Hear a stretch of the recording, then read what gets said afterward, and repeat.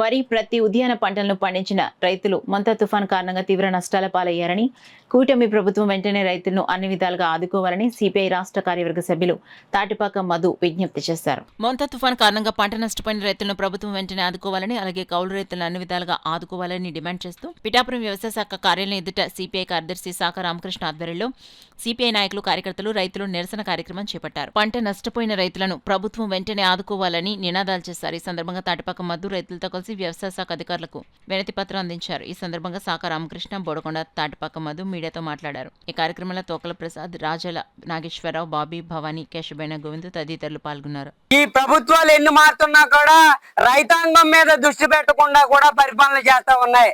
ఇవాళ మేము రైతు పొలాల వైపు పర్యటన చేస్తే రైతు ఎంత కన్నీరు మున్నీరు అవుతున్నారో మేము గమనించడం జరిగింది.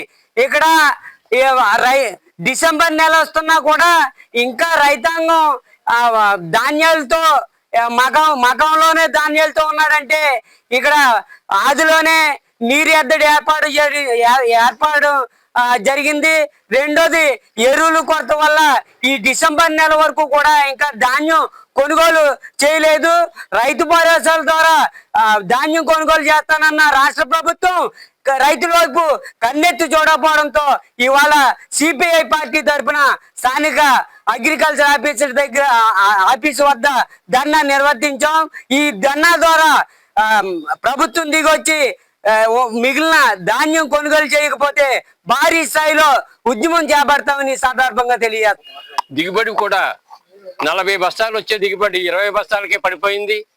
అయినప్పుడు కూడా ఆ రంగు కూడా మారిపోయి రైతులకి తీవ్రమైన ఇబ్బందులు ఏర్పడ్డాయి. అది రైతులు కొనడానికి కానీ బిల్లర్లు రావటం లేదు, అలాగే ప్రభుత్వం కూడా రావటం లేదు.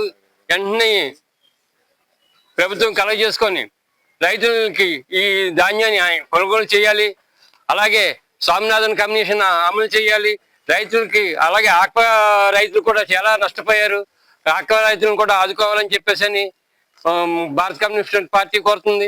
ఈ సమస్యల మీద నిరంతరం రైతు సమస్యల మీద పోరాటం చేస్తామని చెప్పేసి మరో పక్క పాలకులు చెప్తున్నారు రైతే వెన్నెముక, రైతుకి ఏ సమస్య రామో అని చెప్తారు.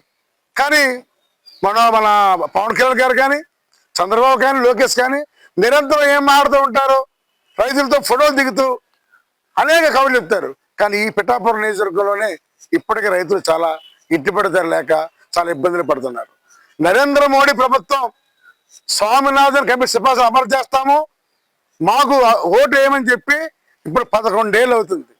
కనీసం ఆ సిఫార్సులకి దిక్కే లేదు.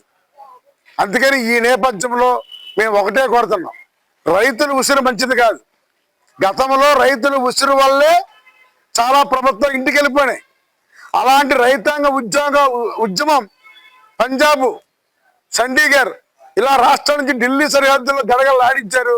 నరేంద్ర మోడీ కూడా కిందకి దిగాడు.